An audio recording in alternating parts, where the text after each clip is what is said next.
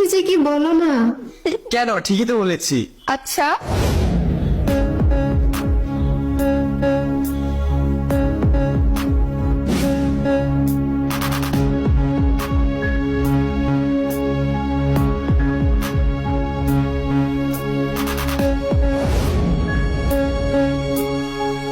এই যে ভাই, এই যে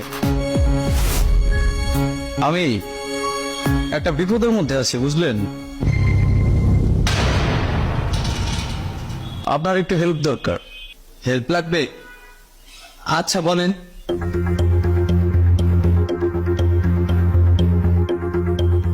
না আসলে হয়েছে কি, একটা লোক, ভালো লোক না খারাপ লোক, এক নম্বরের বদমাইশ।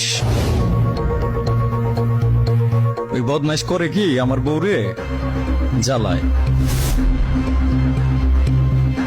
প্রত্যেক দিন জ্বালায়, বুঝছেন?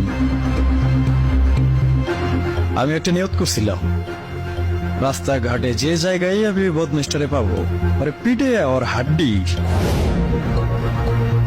জোরাদারি একদম ছাড়াই ফেলব।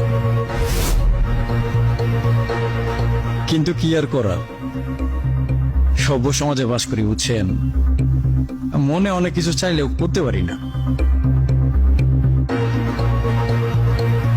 আচ্ছা, আপনারা তো অফিসে চাকরি করেন, শিক্ষিত মানুষ, আমার কষ্টটা বুঝবেন। বলেন তো, এরকম অবস্থায় আইনি ভাবে আসলে করণীয় কি? আপনি থানায় যান, থানায় গিয়ে যোগাযোগ করেন, দেখেন ওনারা কি বলে, আপনার সমস্যার কথাটা ওইখানে খুলে বলেন।